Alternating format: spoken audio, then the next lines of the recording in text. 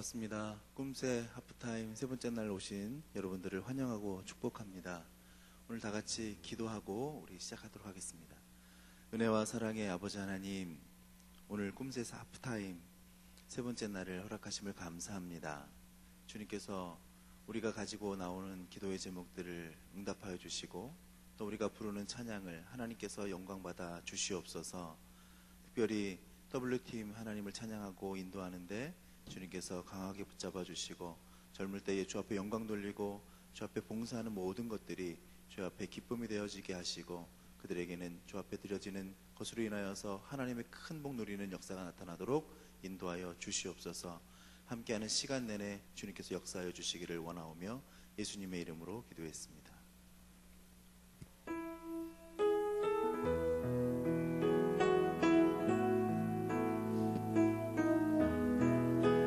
찬양하겠습니다. 나의 갈 길 다가도록 예수 인도하시네. 내 주 안에 있는 긍휼, 내 주 안에 있는 긍휼 어찌 의심하리요. 믿음으로 사는 자는 하늘 위로 받겠네. 무슨 일을 만나든지 만사형통하리. 무슨 일을 만나든지 만사형통하리. 나의 갈 길 다가도록 예수 인도하시니 그의 사랑 어찌 큰지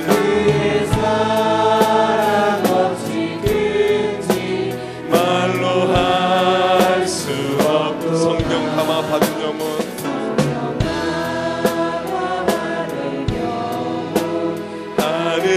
하늘나라 갈 때에 영영 부를 나의 찬송 예수 인도하셨네.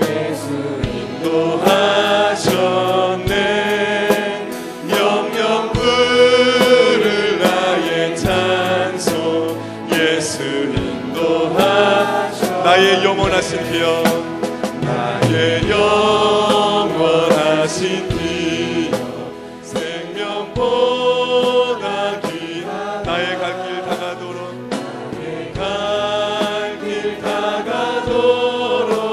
나와 동행하소서. 주께로 가오.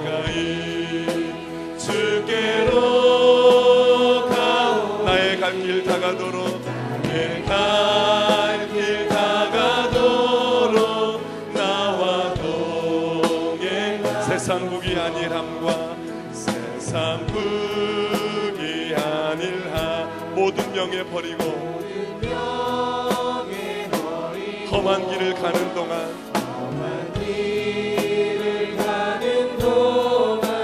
나와 동행하소. 주께로 가까이 주께로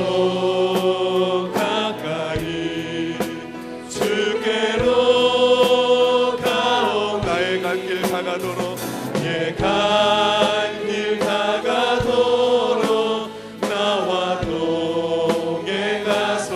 어두운 골짝 지나가며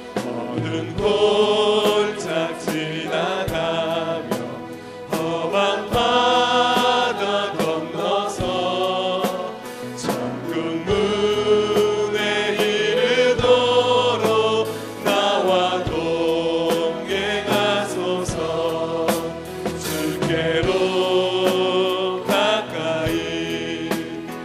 주께로 가오니 나의 갈 길 다가도록 나와 우리 처음부터 다시 한번 부르겠습니다. 나의 영원하신 기여, 나의 영원하신 기여, 생명보다 귀하다.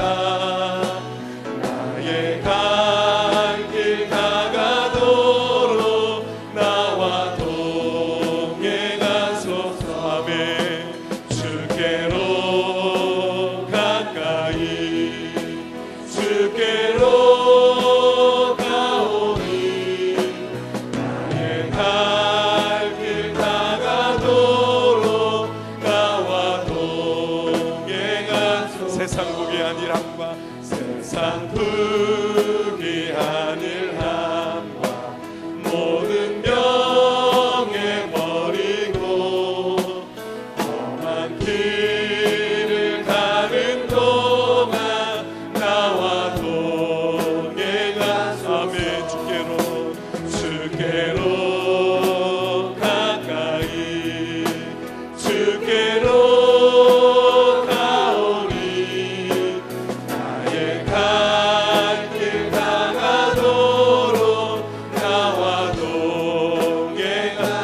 골짝 지나가며 모든 골짝 지나가며 험한 바다 건너서 천국문에 이르도록 나와 동행하소. 주께로 가까이 주께로 가까이 주께로 가오니 나의 갈 길 다가도록 나와 동행. 어둠 골짝 지나가며 어둠 골짝 지나가며 험한 바다 건너서 천국문에 이르도록 나와 동행하소서. 주께로 가까이 주께로 가오니 나의 갈 길 다가도록 나와 동행하소서. 날마다 숨쉬는 순간마다 날마다 숨쉬는 순간마다 내 앞에 어려운 일 보내 주님 앞에 이 몸을 맡길 때 슬픔 없네 두려움 없네. 주님의 그 자비로운 손길 항상 좋은 것 주시도다. 사랑스레 아픔과 기쁨을 수고와 평화와 한식은 날마다 주님 내 곁에 계셔 자비로 날 감싸주시네. 주님 앞에 이 몸을 맡길 때 힘 주신 내 위로한 주님 어린 나를 품에 안으시사 항상 평안함 주시도다. 내가 살아 숨을 쉬는 동안 살피신다 약속하셨네. 인생의 어려운 순간마다 인생의 어려운 순간마다 주의 약속 생각해보네. 주님 속에 믿음 잃지 않고 말씀 속에 위로를 얻네. 주님의 도우심 바라보며 모든 어려움 이기도다.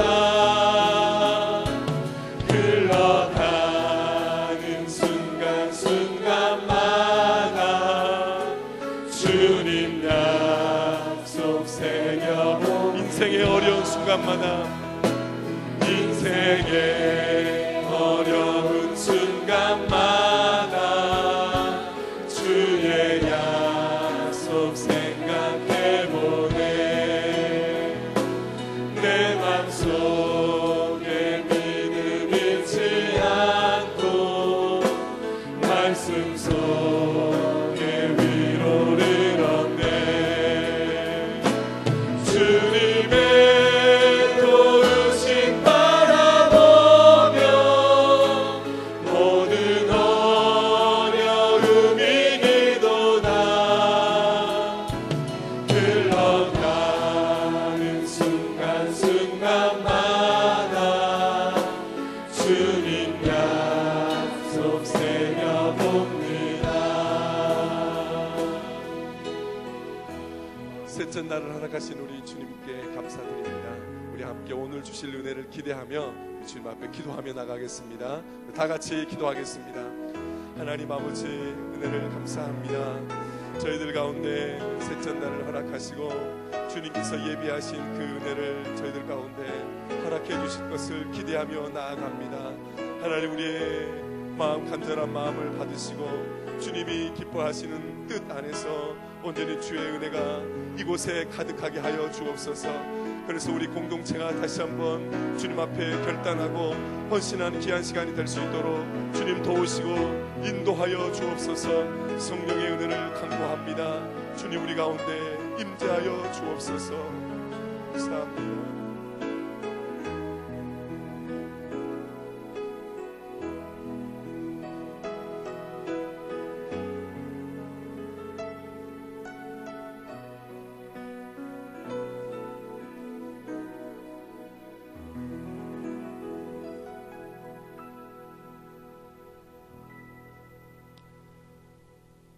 사랑꾼의 아버지 하나님, 금세 하프타임 세 번째 날을 허락하심을 감사합니다. 이 새벽에 주 앞에 불러주심을 감사합니다. 이 하루를 주님과 함께 시작하오니 주님과 함께 일하게 하시고 주님과 함께 끝맺게 하여 주옵소서. 이 아침에 나온 모든 심령들이 주의 은총을 받아서 이 하루를 그 은총을 먹으며 살게 하옵소서. 이 새벽에 주 앞에 가지고 나온 제목들이 있습니다. 개인적인 제목, 가정의 제목, 한국교회와 나라를 위한 제목들을 주님 기억하여 주시고 이 무거운 것들을 주 앞에 내려놓을 때에 주님께서 우리를 통하여서 다시 한번 하나님의 응답을 주옵소서. 우리의 기도가 인간의 욕심대로 구하지 않게 하시며 주의 뜻 가운데 이루어지도록 역사하여 주시옵소서. 특별히 말씀을 들고 강단에 서시는 담임 목사님, 주님께서 늘 함께하여 주시며 신혼신을 강하게 붙잡아 주시옵소서. 모든 성도들 주 앞에 나와 예배하고 찬양하는 것들이 영광이 되게 하시고 큰 기쁨으로 인도하여 주시옵소서. 예수님의 이름으로 간절히 기도하여 싸움나이다. 아멘. 여전도 연합회에서 하나님을 찬양하신 후에 담임 목사님께서 하나님이 형통하게 하신다는 제목으로 말씀을 선포해 주시겠습니다.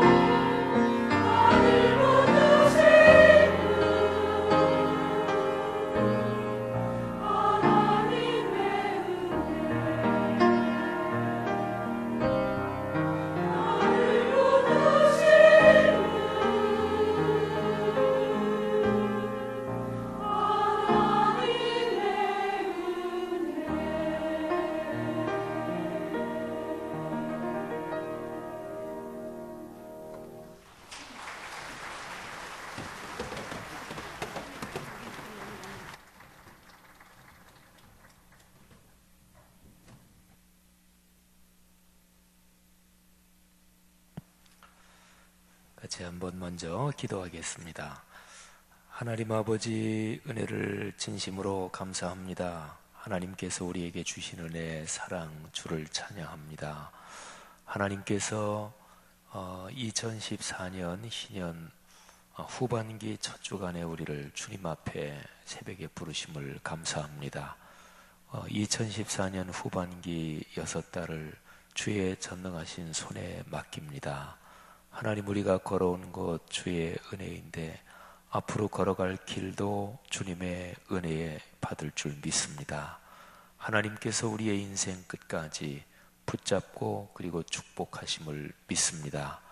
이 시간에 주님 앞에 감사의 헌금을 바쳐 올립니다. 하나님이 헌금에 담긴 성도들의 간절한 기도 제목을 응답해 주옵소서. 경제적인 활동에서 하나님이 길을 열어주시기를 간절히 원하는 성도들의 기도를 아버지께서 응답하여 주옵소서. 몸의 건강을 위해서, 더 특별히 건강이 좋지 않아서 아버지 앞에 기도하고 있는 성도들, 그 마음의 안타까움과 간절함을 아시오니 하나님께서 지금 이 시간에 안수해 주옵소서. 병원에 계시든지 집에 있든지 아니면 이 자리에 나온 성도들 가운데 육신이 약한 성도들 주님께서 지금 안수하여 주옵소서. 강건케 하옵소서. 하나님 아버지, 간절히 기도합니다. 자녀 손들의 앞길을 위해서 기도하는 성도들의 기도를 아버지께서 응답하사 성도들의 가문을 축복하옵소서. 하나님 아버지, 간절히 기도하기는 우리가 꿈새 하프타임 기간 중에 붙잡고 기도하는 개인의 기도 제목뿐만 아니라 교회 공동체를 위한 기도 제목, 특별히 우리가 섬기는 교회뿐 아니라 한국 땅에 있는 모든 교회, 오늘날의 세계에 있는 하나님의 교회들을 축복해 주옵소서. 이 사회, 이 민족을 각별하는 종으로 붙잡아 주옵소서. 하나님, 이 대한민국을 축복해 주셔서 주 예수 그리스도의 십자가의 복음을 이 말세지 말에 땅 끝까지 가라신 명령에 순종해서 증거할 수 있도록 도우시고 그 복음 때문에 살게 하옵소서. 하나님께서 오늘 모든 성도들의 간절한 간구를 응답해 주실 줄 믿사오며 예수 그리스도 이름으로 축복하며 기도하옵나이다. 아멘.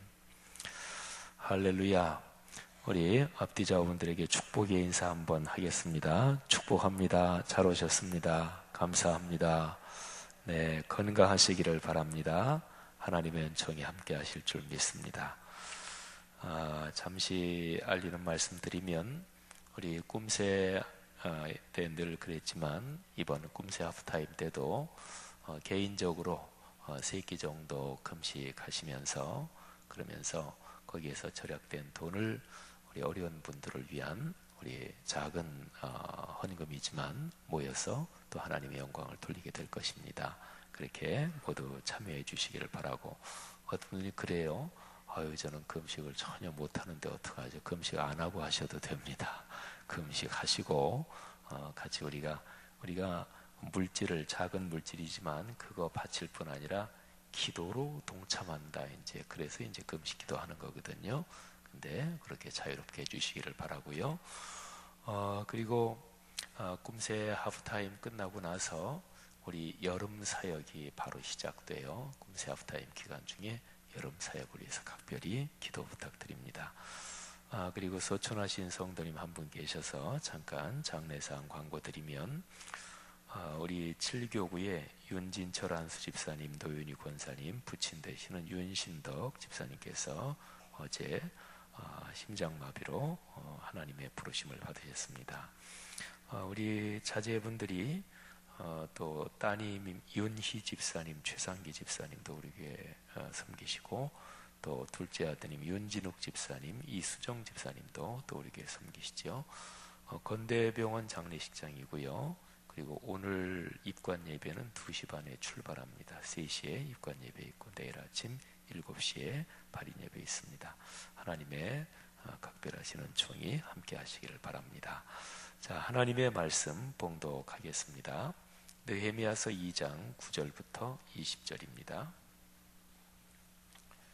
느헤미야서 2장 9절부터 20절.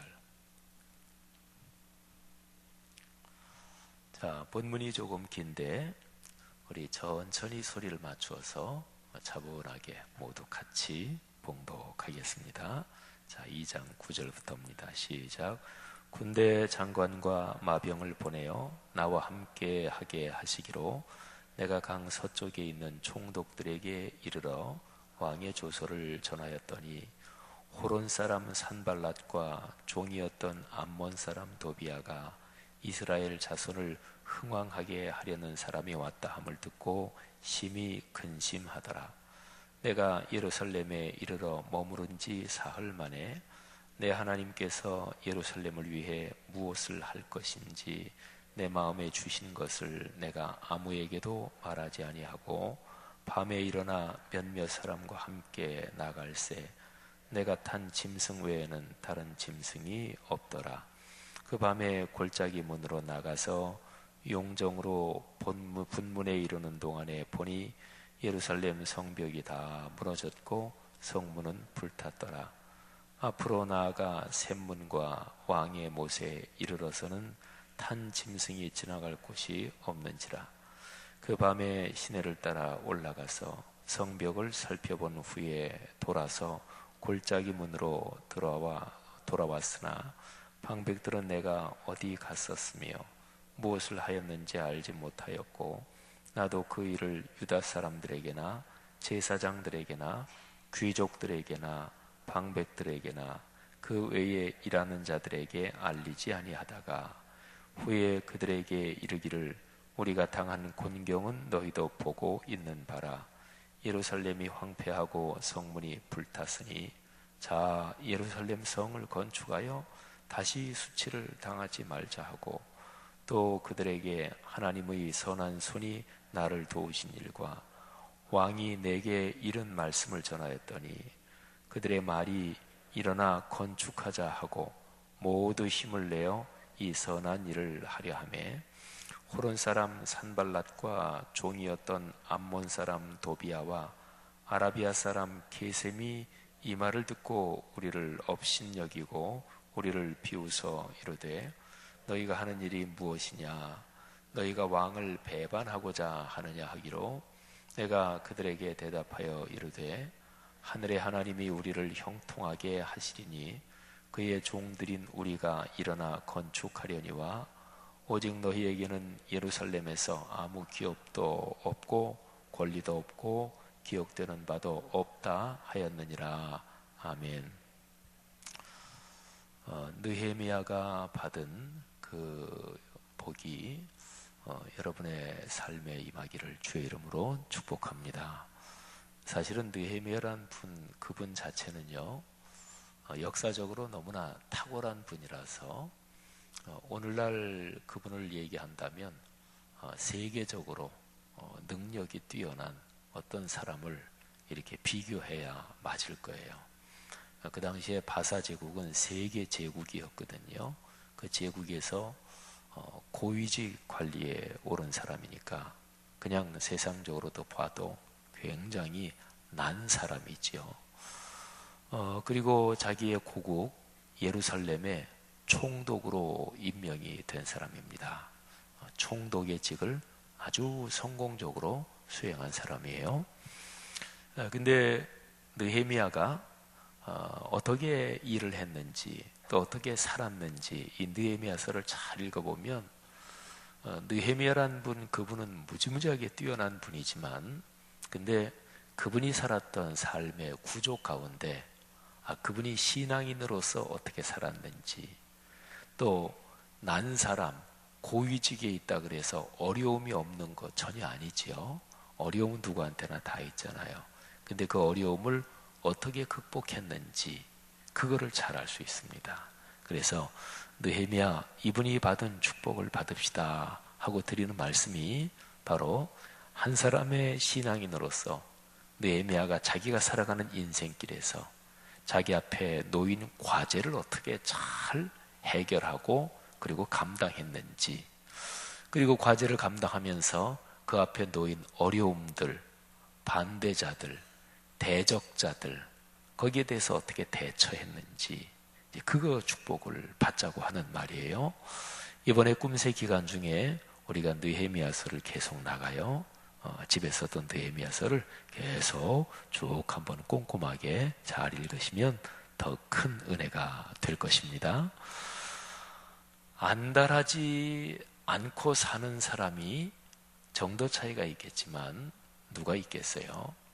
여러분이 지금까지 살아오시면서 삶의 여정, 삶의 길목 또는 삶의 질곡 가운데서 제일 안달했던 일을 한번 머리에 떠올려 보십시오. 사람마다 다를 거예요. 근데 어떤 사람이든지 막론하고 난 살아오면서 한 번도 안달해 본 적 없다. 그런 사람이 어디 있겠어요? 내 삶의 상황에서 분노하지 않은 사람이 또 어디 있겠습니까? 또 그것도 한번 생각해 보십시오. 지금까지 지내오시면서 야, 이럴 수가 없다. 그러면서 다른 사람에 대한 분노 또는 막 화가 난다든지 아니면 특정한 어떤 사람이 아니라 인생 자체에 대해서 화가 난다든지 내가 사는 오늘날의 이 시대가 원망스럽다든지 그런 감정, 그런 심정을 안 느껴본 사람이 어디 있겠습니까? 그러나 한번 가만히 차분히 생각해 보면 여러분이나 저나 사람은 누구나 다 살아오면서 일이 이루어지고 어려운 일을 넘어서고 그리고 일이 해결되고 그거는 무엇 때문이었습니까? 제가 두 가지를 질문했잖아요. 두 가지를 얘기했잖아요. 안달하지 않는 사람이 어디 있겠느냐? 분노하지 않은 사람이 어디 있겠느냐? 그러면 누구나 다 살아오면서 어려움은 해결돼야 되잖아요. 문제는 넘어서야 되잖아요. 또 일은 잘 이게 풀려야 되잖아요. 그러면 일이 풀리고 문제를 극복하고 그랬던 게 안달해서 문제가 해결된 적이 있습니까? 분노해서 문제가 해결된 적이 있습니까? 안달 자체, 염려, 걱정이 문제를 해결하지 않습니다.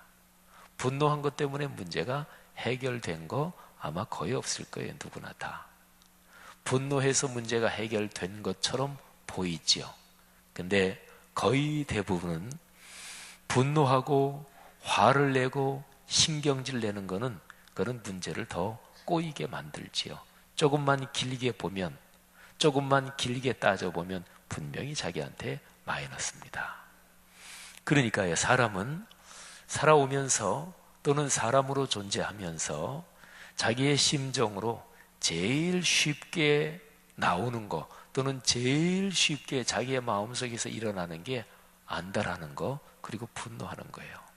염려 걱정하고 화내고 신경질 내고 그건 가장 자연스럽게 어려운 일이 닥치면 힘들면 그냥 마음속에서 자연스럽게 일어나요.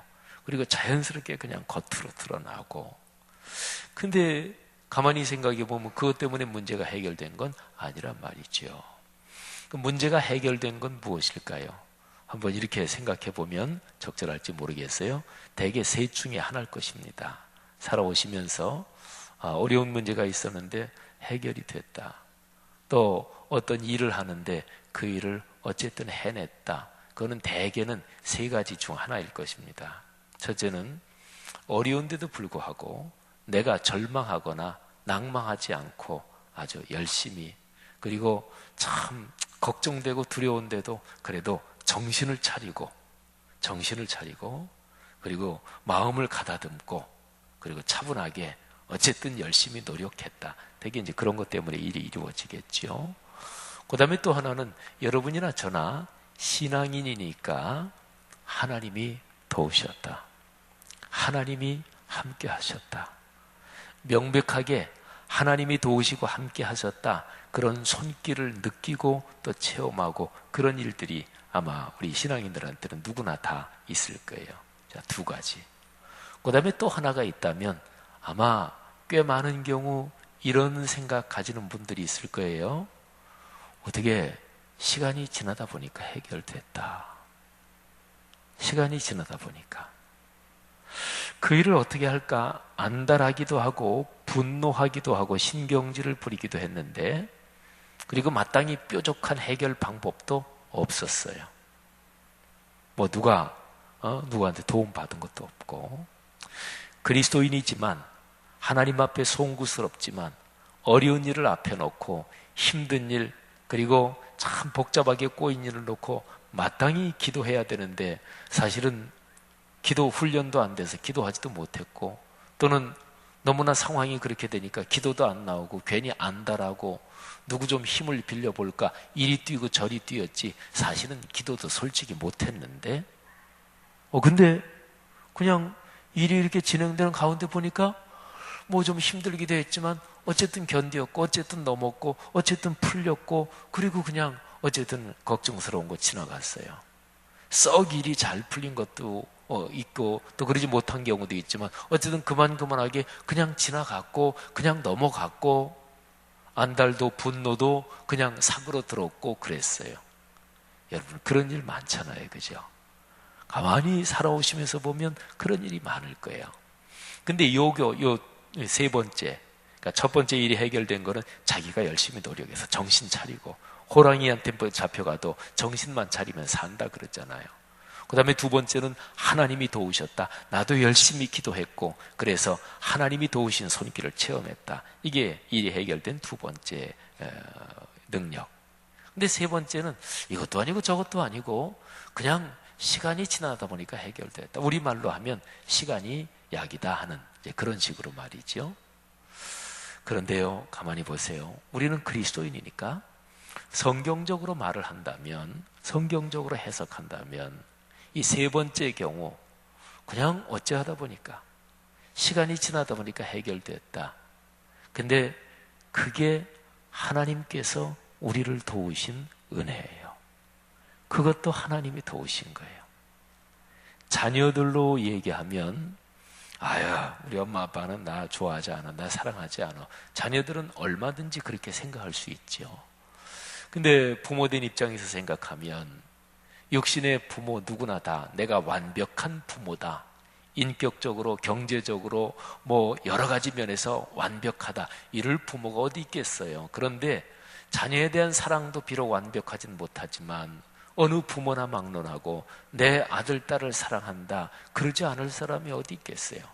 그러니까 자녀 생각에는 우리 엄마 아빠는 나 사랑하지 않아, 또는 그럴 때도 있어. 그러지만 부모 입장에서 보면은 부모는 자녀를 늘 사랑하는 거예요. 언제든지 사랑하고 아끼는 거잖아요. 하나님 아버지도 마찬가지십니다. 내가 내 인생길을 돌아볼 때 이거는 내가 참 열심히 해서 일이 해결됐어. 이런 거는 하나님께서 도우셨어. 근데 이것도 아니고 저것도 아니고 이 중간 그냥 시간이 지나다 보니까 해결이 됐어. 어떻게 하다 보니까 그냥 넘어갔지. 근데 그것도 하나님 아버지께서 거기에 계속해서 개입하시고 물밑 작업도 하시고 간섭하고 계셨던 거지요. 사랑하신 여러분, 이 은혜를 깨달을 수 있기를 바랍니다. 성경에 나오는 하나님의 사람들, 은혜를 체험한 사람들, 오늘날도 하나님의 은혜를 깨달으면, 그러면 마음속에 전에는 몰랐던 게 이게 그래서 그랬구나 하고서 알게 되는 게 있어요. 조금 전에 말씀드린 바로 그거예요. 내가 열심히 한 것도 아니고 누가 도와준 것도 아니고 또 하나님의 명백한 은혜도 아닌데 그냥 어떻게 시간이 지나다 보니까 해결됐고 넘어갔고 지나갔어요. 어떻게 지나서 보니까 참 다행이다. 근데 그냥 보통 다행이 아니라 하나님께서 거기에서 간섭하셨구나, 역사하셨구나, 이거를 깨닫는 거, 그게 은혜 받았다고 그러는 거예요. 대개는 신앙이 좋은 분들은 그 일이 진행되는 중에 깨닫지요. 근데 믿음이 약하고 일어나는 삶의 사건들을 신앙적인 눈으로 좀 보는 이런 훈련이 별로 없는 사람들은 나중에 한참 지나고 나서 언제 은혜 받으면 과거 지나온 길을 돌이켜보면서 그래, 그때 그냥 어떻게 저렇게 그냥저냥 넘어가는 줄 알았는데 하나님께서 그렇게 넘겨주셨구나, 이렇게 깨닫게 되는 거지요. 요셉이란 인물, 구약 성경에 얼마나 믿음이 좋은 사람이에요. 우리 성도들이 요셉 얘기를, 성경에 나오는 사람들 중에서 그분 얘기를 얼마나 잘 알아요. 참 믿음이 좋은 분이잖아요. 근데 믿음이 좋은 그 요셉 그분도 자기의 삶의 고난 속에서는 그 고난 자체가 또는 그 속에서 하나님이 같이 계셨다, 그거를 충분히 깨닫고 있지는 못했어요. 그러니까 애굽의 총리가 됐을 때요, 총리가 딱 되고 나서 요셉이 그래, 내가 형들한테 팔려가지고 애굽으로 오고 이게 참 힘들었지만은 하나님의 손길이고 이 고난을 통해서 하나님께서 내게 은혜를 주신 거야, 이거를 총리가 딱 되면서 깨달았다면 하나님께 감사하다. 그리고 내 형들 나한텐 비록 해코지를 하고 그랬지만 어쨌든 형들은 그렇게 악한 짓을 했지만 하나님이 그것까지 다 크게 섭리하셨지, 이런 생각을 가지고 아버지 집에 빨리 한번 가봤을 거 아니겠어요? 그런데요, 총리가 되고 나서 한 15년 지나도록 아버지 집에 가지도 않았어요. 왜 그랬을까요?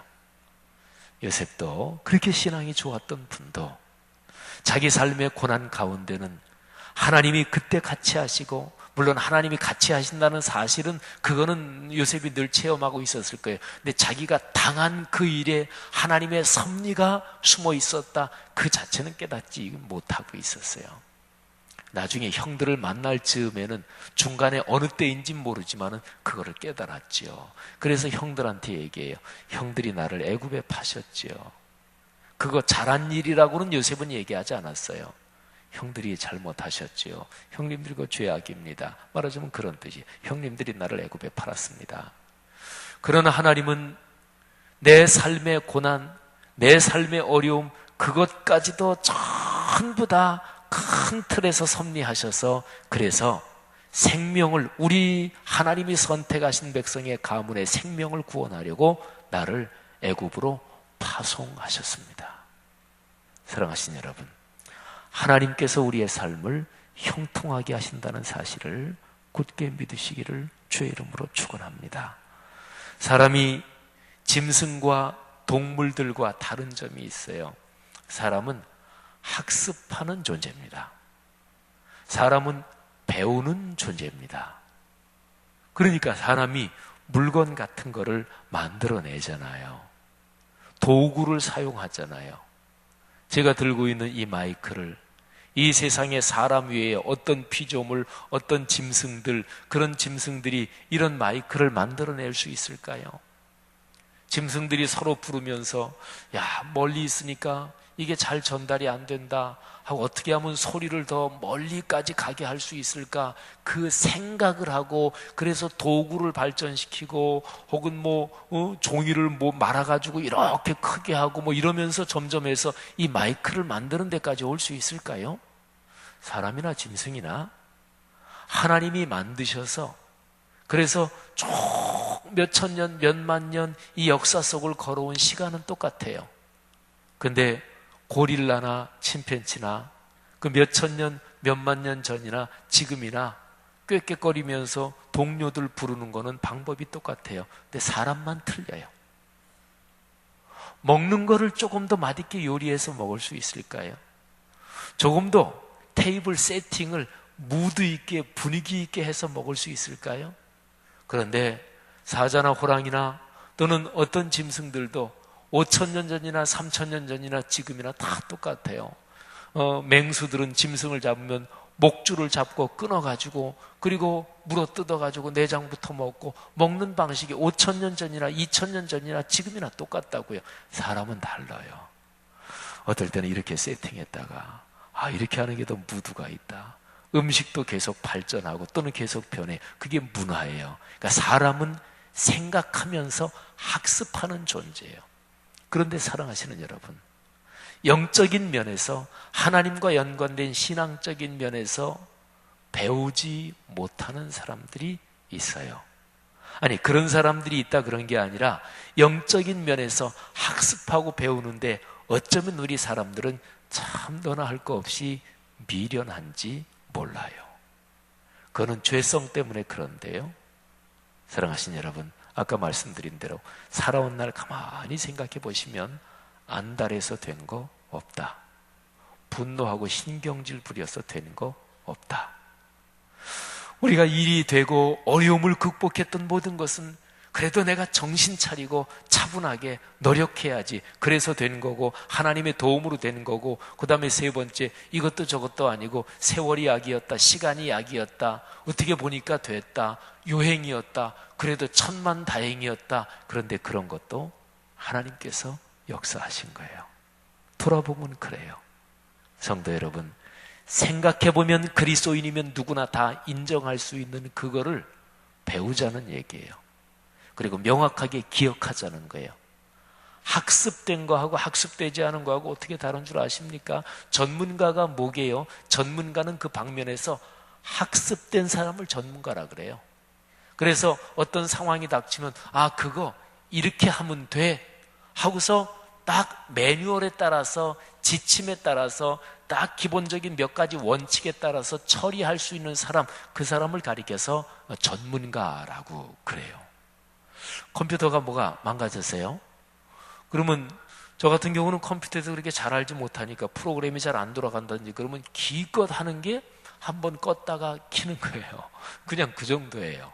근데 우리 교회 임요한 목사님이나 정질 목사 같은 양반은 딱 보고서 어디 들어가 보고 여기가 잘못됐구나. 그리고 구체적으로 고치잖아요.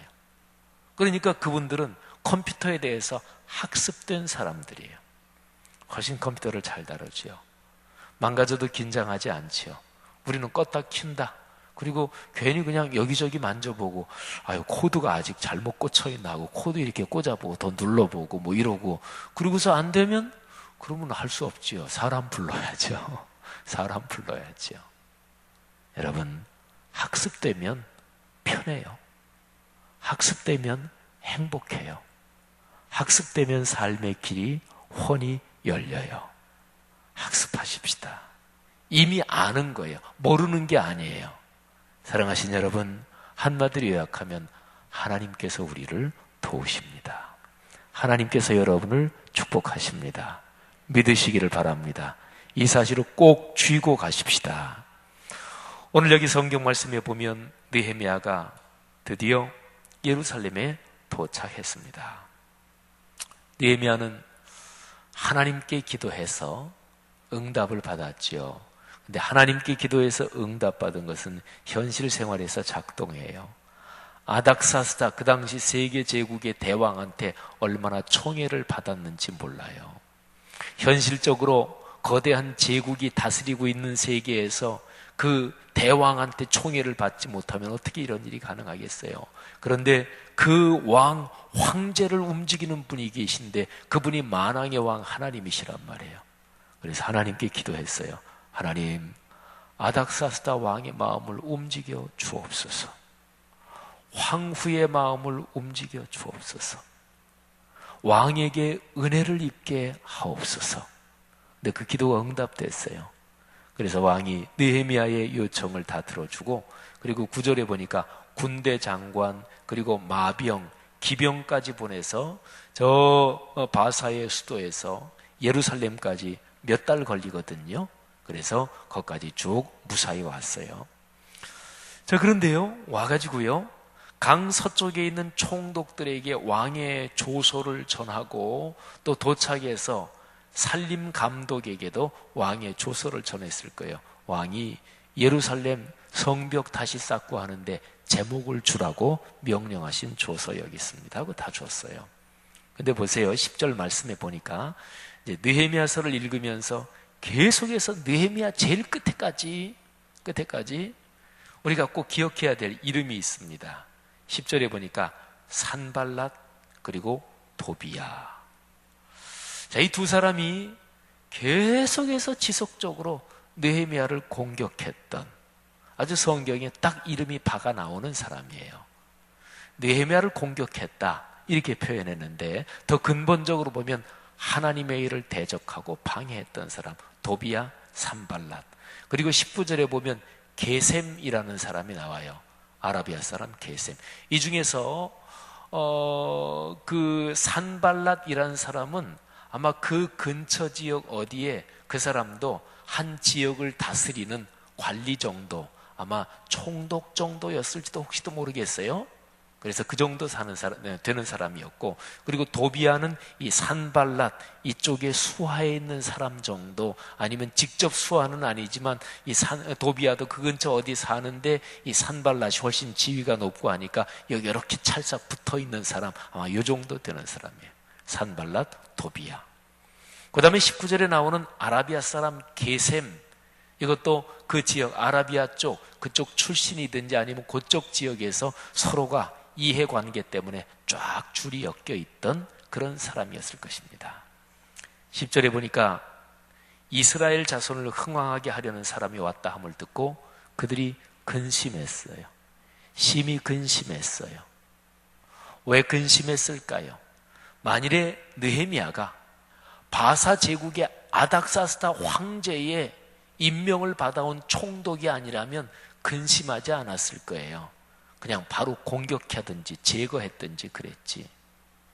근데 황제의 임명을 받은 총독이거든요. 만일에 황제가 느헤미야를 임명하고 인정하지 않았다면 그 바벨론의 수도에서부터 예루살렘까지 여기까지 오지도 못했을 거예요. 오면서 중간에서 이 사람들이 제국에서 살고 있고 한 지역의 중요한 인물들이니까 그 제국의 중심부에도 서로가 연결되는 사람이 있었을 거 아니겠어요? 중앙 정부에도. 에스라 느헤미야서를 읽어보면 그런 끈들이 나와요. 그러니까 이쪽 예루살렘 쪽에 누가 이스라엘을 다시 일으킬 사람이 온다. 그러면은 오기도 전에 중간에서 공격해서 이미 제거해 버렸을 거예요. 에스라서를 보면 그런 또 비슷한 본문이 나와요. 여기서 오면서 여러 가지 어려움이 있었던 그런 걸 하는 본문이 나와요. 그러니까요, 왜 이들이 근심했을까요? 느헤미야가 아닥사스다 황제의 임명받은 총독이요, 또 황제의 조서를 가지고 왔고, 그러니까 이게 근심이 될 수밖에 없는 거예요. 근데 한번 잘 생각해 보세요. 이스라엘 자손을 흥왕하게 하려는 사람이 왔다 함을 듣고, 여러분, 이스라엘이 다시 일어나려 그래요. 이거를 듣고 근심하는 사람은 누구일까요? 이스라엘의 대적자지요. 구약 성경에서 이스라엘 백성은요, 신약 성경에서 교회 공동체, 그러니까 구약에서는 이스라엘 민족 공동체, 이거하고 교회하고 여기에 끈이 이렇게 이어지는 거예요. 그래서 말씀드렸지요. 예수님이 왜 제자를 딱 12명 부르셨을까? 그거는 이스라엘 전체가 12지파로 구성됐기 때문에 그래요. 그러니까 구약에서 하나님이 부르신 아브라함의 자손이 이스라엘 백성이잖아요. 근데 이스라엘 백성을 통해서 하나님은 전 세계를 축복하시려고 했던 거예요. 그래, 죄에 빠진 인간을 다시 구원하려고 했던 거예요. 근데 구약의 이스라엘 공동체는 그 사명을 제대로 감당하지 못했습니다. 그래서 성자 하나님께서 직접 세상에 내려오셔야만 했어요. 그래서 그분이 구약의 이스라엘에게 주었던 사명을, 그거를 다시 붙잡고 그 사명을 완수할 공동체를 부르셔요. 그래서 12제자를 통해서 교회 공동체를 세운 거예요. 자, 그러면 생각해 보세요. 이스라엘 자손을 흥왕하게 한다. 이거는 신약 성경에 비춰서 보면 교회를 다시 세운다. 교회 공동체를 흥왕하게 한다 그래요. 자, 제가 여쭤볼게요. 여기 계시는 분 중에서 교회가 흥왕한다, 교회를 다시 세운다, 그러는데 근심되시는 분 혹시 계십니까? 없죠. 우리는 그리스도인이니까. 교회가 다시 선다, 교회가 흥왕한다, 교회가 영적인 부흥을 경험한다, 다들 그렇게 됐으면 좋겠다, 이런 심정이시죠. 그러십니까? 그러시길 축복합니다. 조금 더 불편하지만 질문 하나 더 할까요? 모든 성도가 한 교회 공동체에서 생활하면서 이렇게 하면 교회는 부흥된다, 모든 성도가 100% 참여하는 것은 현실적으로 아니에요. 제가 성도 여러분들한테 하나님의 일을 위해서 필요해서 헌금을 한다 그럴 때 저는 그런 헌금을 좋아해요. 어떤 경제적으로 축복 많이 받으신 분이 자기가 경제적으로 축복 많이 받았으니까, 그러니까 많이 헌금하고, 그런 분들이 필요해요. 하나님이 그런 경제적인 복을 여러분에게 주시기를 바랍니다. 하나님에게 인색한데 개인이 축복받는 거, 솔직히 목사로서 그런 거 별로 상관없어요. 전 별로 신경 안 써요. 어떤 사람이 사회 고위직에 오른다. 겁나지도 않고 부럽지도 않고 신경도 안 써요. 그래서 어쨌다고요? 돈이 많다고요? 그래서 어쨌다고요? 자식이 되게 잘 됐다고요? 그래서 어쨌다고요? 하나님께 영광이 되고 거룩하신 하나님의 복음을 위해서 헌신하지 않는 돈이나 출세나 사회적 지위가 뭐라고요? 법관 판사가 무서워요? 대통령 국무총리가 무서워요? 그런 거 무서우면 그리스도인 아니죠. 그런 거 무서워서 무슨 목회를 하겠어요. 그런데 하나님의 거룩한 영광을 위해서, 그렇기 위해서 물질의 축복을 받고 하나님께 물질적으로 봉사하려는 성도에 대해서는 관심이 많습니다. 그런 분들을 위해서 각별히 기도합니다. 그런 축복이 있기를 주의 이름으로 축원합니다. 그런데요, 하나 조금 불편한 질문을 여러분에게 드리면, 더 좋아하는 헌금 방식은 우리 교회 성도들이 주일에 어른이 한 2,300에서 2,500명 나오시는데, 언제 한번 우리 교회 성도들이 한 사람도 빼놓지 않고, 전부 다 한 사람도 빼놓지 않고 5,000원 헌금할 수 없을까? 그러면은 한 1,000몇백만 원 되잖아요. 1,000몇백만 원 큰 돈이잖아요. 그러니까 모든 성도가 같이 동참하는 거, 이게 귀한 거예요. 그러니까 따져보면 모든 성도가 내가 조금 힘들지만, 예를 들어서 10,000원 하면 2,500만 원이고 한 사람이 한 100만 원씩만 하면 25억이에요. 그러니까 100만 원이 큰 돈이지요. 하지만 집안에서, 가정사에서 무슨 큰일 할 때 열심히 모아서 100만 원 그렇게도 하면서 살잖아요. 어디 여행하려면 100만 원도 하잖아요. 그러면 교회가 부흥한다 그러면, 모든 성도가 동참한다 그러면은 그것도 쉬운 거예요. 몇십억도 쉬운 거예요, 우리 교회 규모에서는. 근데 교회는 그렇게는 안 돌아가요. 다 그러진 않아요. 그러니까 이런 거예요. 진짜 진지하게 교회가 흥왕하는데 적극적으로 참여할 마음이 있느냐, 이렇게 물어보면 그러면 이제 뚝뚝 떨어지는 거죠. 그죠? 그리고 교회가 부흥하고 교회가 흥왕하는데 제일 중요한 게 한 마음이 되는 건데, 진짜로 내 자존심보다 교회 흥왕이 더 중요합니까? 내 이해관계보다 교회가 흥왕되는 게 더 중요해요? 그건 자기가 솔직하게 자신한테 물어봐야 돼요. 근데 많은 사람이, 또 목사까지도 그런 마음이 들 때가 많아요. 내 자존심이 더 중요해요. 사랑하신 여러분, 하나님의 백성 공동체, 교회 공동체가 흥왕하는 것에 대해서 근심하지 않을 수 있기를 바랍니다. 신경질이 나지 않을 수 있기를 바랍니다. 목사가 은퇴하고요, 내가 어떤 일을 하고서 어떤 직책에서 은퇴하고, 내가 어떤 일을 하다 거기서 물러나고, 내가 물러났는데 어떤 게 너무나 잘 된다 그러면 괜히 심사가 쓰려요. 그러니까 그 일에 대해서 내가 진정으로 헌신했다, 그것보다 내가 그 직책에 있을 때 내가 영광 받는 게 더 좋았던 거죠. 하나님의 일도 그런 경우가 많습니다. 한국교회 병이 그거예요. 사랑하신 여러분, 오늘 여기 10절 말씀에 이스라엘을 흥왕하게 한다, 교회가 하나님의 뜻대로 쓰고 교회가 하나님의 일을 감당한다, 여기에 대해서 진실한 마음으로 기뻐할 수 있기를 바랍니다. 제가 지금 쭉 설명드렸으니까 여기에 대해서 진실하게 기뻐한다. 우리 교회 주일에 출석하는 성도 2,500여 명, 어린아이까지 3,000명이 모두가 다 제가 지금 설명드린 대로 그렇게 진실하게 깊게 기뻐하진 않는다. 어쨌든 이거는 현실이에요. 그런데 그렇게 기뻐하는 사람에게 하나님이 축복해 주실 줄로 믿습니다. 여러분, 오늘 말씀에서 아주 중요한 일이, 맨 마지막에 보면 느헤미야가 이렇게 얘기를 해요. 하늘의 하나님이 우리를 형통하게 하시리니. 이 말이 어떤 상황에서 나왔어요? 아까 얘기한 대로 산발랏, 도비야, 게셈, 이런 사람들이 말이죠, 비방하고 비웃어요. 그들이 첫 번째는 근심해요. 10절 말씀. 그 다음에 두 번째 19절에 보니까 업신여깁니다. 그리고 비웃습니다. 이게 되게 무서운 공격인 거 아시죠? 그죠? 해보셨나요? 누구 잘 되는 거 보고, 누구 하는 거 보고 업신여기고 비웃고 한번 해보셨나요? 아마 가슴에 손을 얹고 생각하면 안 해보신 분들 한 분도 안 계실 거예요. 또는 심정적으로라도. 이게 참 효과적인 공격 방법이에요. 그죠? 이 공격 방법을 그냥 잘 알기만 하셔요. 써먹진 마시고. 근데 이게 악한 영이 주로 써먹는 방법이니까, 근데 이거를 모르면 안 돼. 이거를 알아야 돼요. 그리고 비웃는다, 업신여긴다, 이거는 이해관계만 연결되면 무지무지하게 내 편을 만들 수 있는 효과적인 방법이에요. 근데 이 사람들이 아주 영악하고 그런 사람들이에요. 그러면서 이렇게 얘기를 합니다. 너희가 왕을 배반하고자 하느냐. 아주 현실적이죠. 악한 영은 우리를 공격할 때, 교회 공동체를 공격할 때 악한 영은 아주 현실적인 구조를 정확하게 동원합니다. 그 당시가 바사 제국이었다고요. 그러니까 느헤미야를 한 번에 훅 하고 날려버릴 수 있는 방법이 있어요. 반역죄로만 걸리면 한 번에 훅 하고 날아갑니다. 우리나라 대통령제 있잖아요. 대통령 권한이 얼마나 강해요.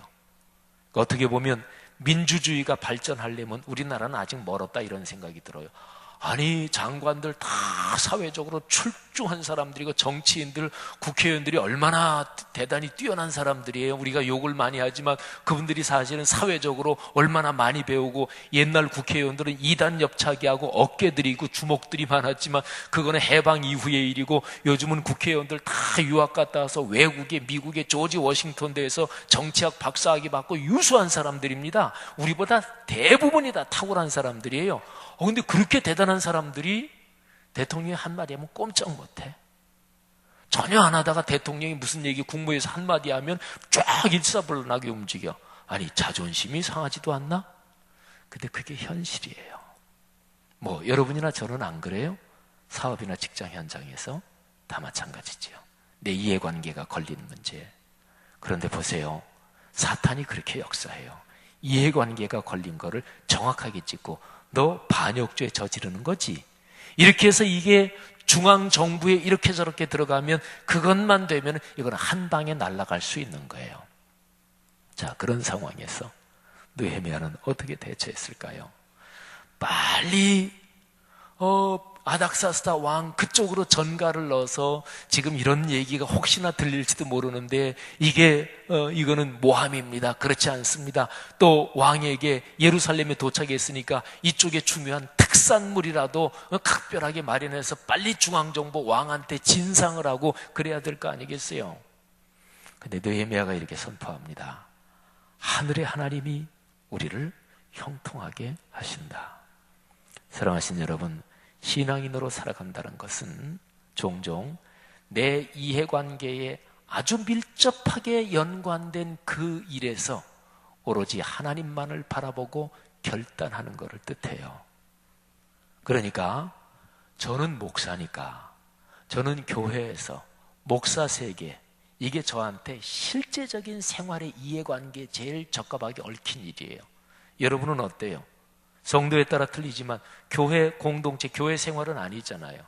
여러분은 어디에서 이해관계가 걸려요? 여러분 직장이잖아요.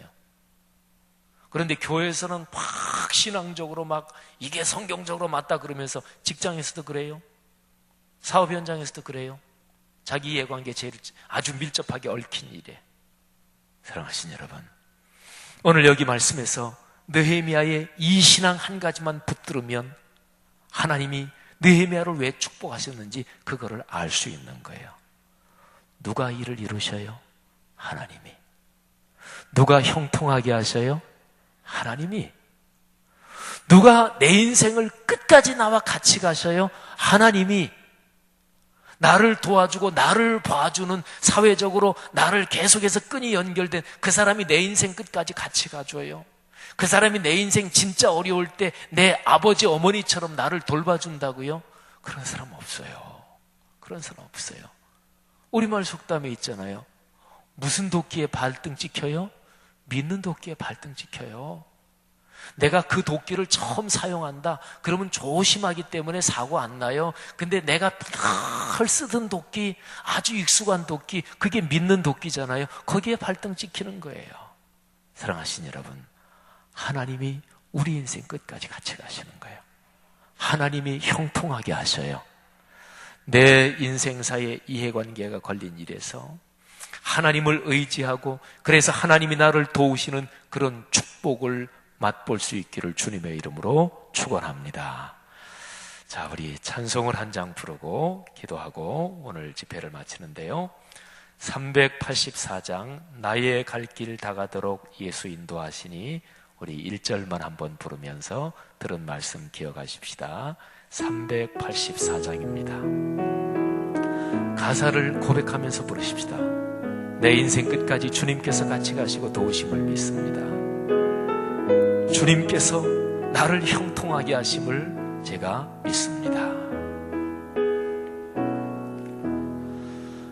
나의 갈 길 다가도록 예수 인도하시니 내 주 안에 있는 긍휼 어찌 의심하리요. 믿음으로 사는 자는 하늘 위로 받겠네. 무슨 일을 만나든지 만사 형통하리라. 무슨 일을 만나든지 만사 형통하리. 나의 갈 길 다가도록 나의 갈 길 다가도록 예수 인도한 내 주 안에 있는 긍휼 내 주 안에 있는 긍휼 어찌 의심. 믿음으로 사는 자는 믿음으로 사는 자는 하늘 위로 받겠네. 무슨 일을 만나든지 만사 형통하리라. 무슨 일을 만나든지 만사 형통하리. 1절로 다시 한 번 더 고백합니다. 나의 갈 길 다가. 오른손을 들고 고백하십시다. 이 가사가 내 간절한 기도가 되도록 고백하십시다. 지금의 어려운 일이 주님의 도우심으로 주님의 동행하심으로 형통할 수 있게 해달라고 기도하십시다. 육체의 질병이 있는 성도들, 경제적인 어려움이 있는 성도들, 자녀의 문제 때문에 기도하고 있는 성도들, 주님께서 형통하게 하십니다. 주님께서 형통하게 하십니다. 무슨 일을 만나든지 만사 형통하리라. 무슨 일을 만나든지 만사 형통하리라.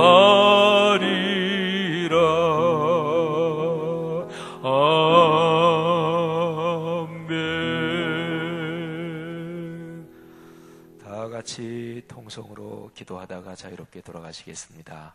오늘 수요일 저녁 예배 있는 거 기억하시고요. 오늘 들은 말씀 붙잡고 기도하시고 또 교회 공동체와 나라와 민족 또 한국교회가 복음을 땅끝까지 전할 수 있도록 기도해 주시기를 바랍니다. 다 같이 통성으로 기도합니다. 하나님 아버지, 은혜를 진심으로 감사합니다. 성령으로 저희를 축복하옵소서.